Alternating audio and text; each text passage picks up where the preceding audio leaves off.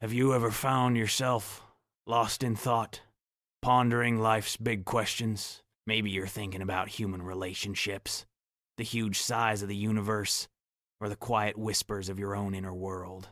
But instead of finding clarity or peace, you often feel a deep sadness, an unexplained pain, or a quiet tiredness that sits deep in your bones. It's a strange paradox, isn't it? Those who dive deepest into the ocean of existence, those who dare to peel back the layers of reality, often come back up not with treasures, but with heavier hearts. Why do the minds capable of such deep insight often carry the heaviest burdens? Why do the deep thinkers, the quiet observers, the constant questioners among us so often struggle? Maybe you've felt this yourself. That quiet worry, that sadness that doesn't go away, the feeling that you are deeply connected yet strangely alone in a world that often seems happy to just skim the surface. To understand this unique burden, we must first admit that deep thinking isn't just a habit.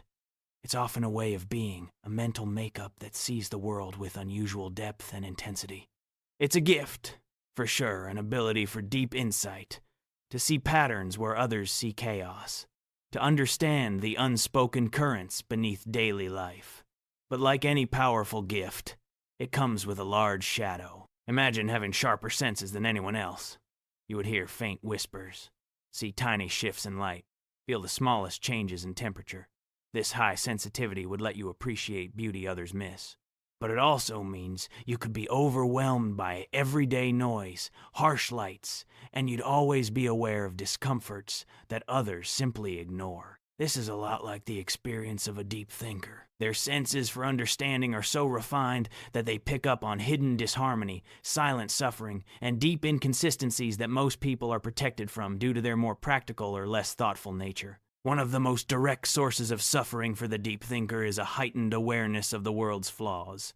While others might see a thriving garden, the deep thinker also sees the delicate balance, the potential for disease, the cycle of decay, and the quiet struggle for survival. They notice the cracks in the pavement, not just the road. They see the flaws in systems, the hypocrisy in institutions, the inconsistency in human behavior, and the basic unfairness that runs through so much of existence. This isn't a cynical choice. It's a deep inability to ignore what is obvious to their receptive minds. When someone makes a casual, thoughtless remark, the deep thinker doesn't just hear the words. They process the underlying assumptions, the hidden biases, the lack of empathy, and the ripple effect such a remark might cause. This constant, unwanted exposure to the world's ugliness, its suffering, and its widespread flaws can feel like an endless attack on the soul. It makes it hard to simply enjoy things without being aware of their temporary nature or the pain that might exist just out of sight. They carry the weight of this awareness, often feeling a low hum of disappointment or worry, even in moments that should be full of pure joy. Paired with this heightened awareness is an intense capacity for empathy. Deep thinkers aren't just intellectual machines. They are often deeply emotional beings who feel the suffering of others in a raw, powerful way. They don't just intellectually understand that poverty exists. They imagine the exhausting hunger, the cold nights, the desperate choices. They don't just read about war. They feel the terror, the loss, the unimaginable grief of those caught in it. Their minds connect the dots between individual actions and collective consequences, personal struggles and systemic injustice. This deep, almost porous empathy means they often absorb the world's pain, carrying it inside themselves as if it were their own. They feel the silent despair in a stranger's eyes, the unspoken anxiety of a friend, the collective worry of a community facing deep challenges. This makes it incredibly difficult to simply turn off or distance themselves from suffering. They long to ease it, to fix it, to understand its roots, and the inability to do so can lead to an overwhelming sense of helplessness and despair. It is a constant, draining emotional labor that depletes their reserves and leaves them feeling exhausted even when they haven't experienced the pain directly themselves. Their hearts are wide open, and the world, with all its chaotic, painful truths, often rushes in. Beyond the external world, the deep thinker's own mind can become a source of immense suffering. Their brains are tireless engines, constantly running, analyzing, dissecting, and questioning.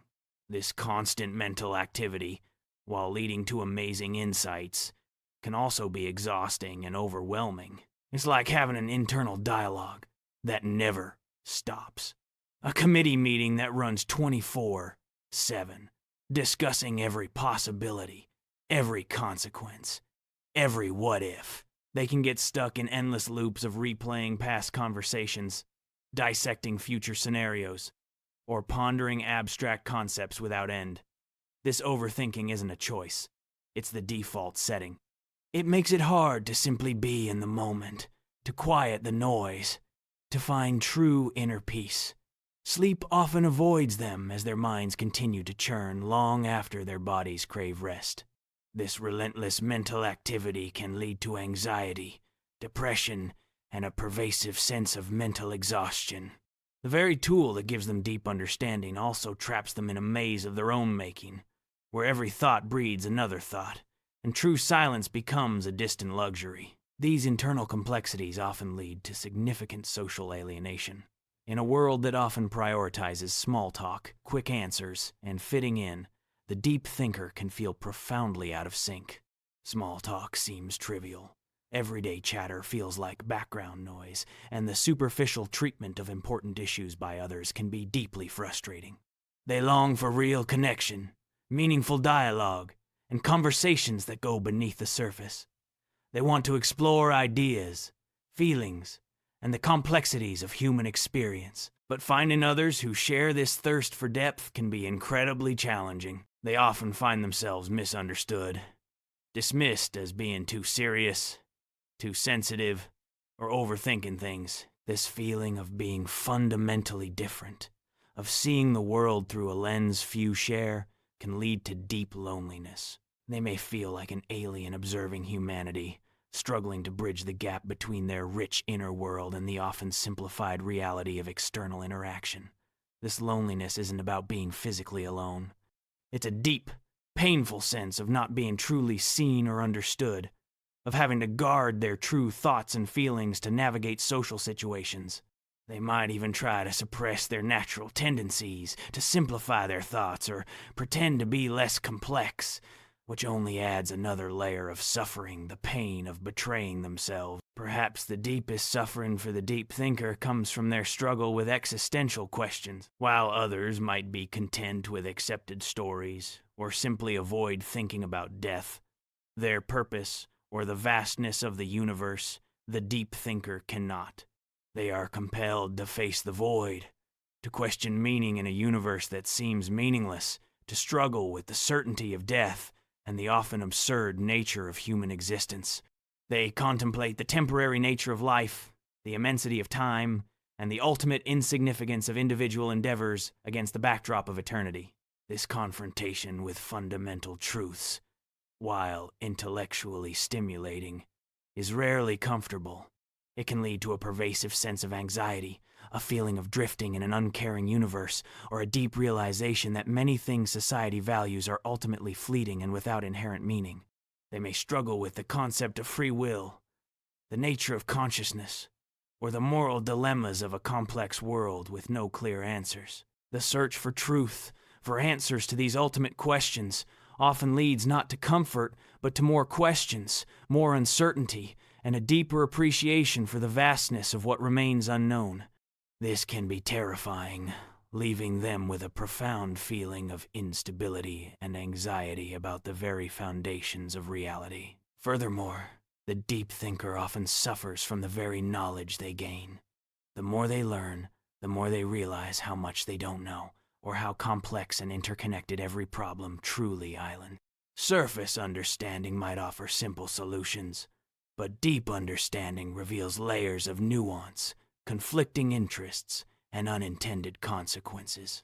This can lead to a kind of paralysis where a simple path forward is blocked by the recognition of countless complex variables. They see the flaws in every proposed solution, the potential for harm in every good intention. This isn't pessimism. It's the result of thorough analysis. It makes it hard for them to be decisive, to act quickly, or to embrace simplified narratives. They carry the burden of knowing too much, of seeing the complex web of cause and effect, which can make them hesitant, questioning, and ultimately overwhelmed by the enormous size of the challenges facing humanity and themselves. The more light they shed, the more shadows they perceive, and these shadows can be deeply disturbing. They become acutely aware of their own limitations, the limits of human knowledge, and the fragility of everything we hold dear. So, is the deep thinker's life doomed to constant suffering? Not necessarily, but it requires a different kind of strength and deep acceptance. The suffering isn't something to be eliminated, but rather something to be understood, integrated, and perhaps even harnessed. Because it is through this suffering, this constant struggle with discomfort, that their minds are sharpened, their insights deepened, and their capacity for empathy expanded. Their pain is not without meaning. It is often the crucible where their unique contributions are forged. One path to easing this suffering lies in finding comfort not in surface-level distractions, but in embracing the very depth that causes their pain. This means seeking out spaces and connections where their true selves can be seen and appreciated. It includes making a deliberate effort to connect with other deep thinkers, even if they are few and far between, because in shared understanding, loneliness can turn into connection. It means cultivating moments of deep silence and insight, not for endless pondering, but for integrating their thoughts, finding pockets of stillness amidst the mental storm. They learn to be better company for themselves, to find joy in their solitude, knowing that within their rich inner world lies a universe waiting to be explored. It also means finding ways to express themselves. The deep thinker often carries a wellspring of insights, observations, and feelings that need an outlet, whether through writing, art, philosophical discussion, or contributing to causes that match their deep understanding of the world's needs. Channeling their inner landscape into external creation can be incredibly therapeutic. This act of creation transforms the burden of awareness into a gift for others, allowing their unique perspective to light paths, inspire thought, or simply offer comfort to those who also feel lost in the depths. In the end, the suffering of deep thinkers is a testament to their deep humanity. It is a sign of their openness to the world's complexities, their refusal to be satisfied with simple answers, and their boundless capacity for empathy. Their suffering is not a weakness, but a result of their strength, the strength of their minds, the strength of their hearts. It is the price of entry into a deeper understanding of existence, and while it may be heavy, it is also what makes them capable of exceptional empathy, deep wisdom, and a unique ability to navigate life's complex currents. Their pain reminds us that to truly see, to truly feel, to truly understand, often comes at a cost. But it is a cost that makes them, in their own way, the most vital, beautiful, and hurting among us.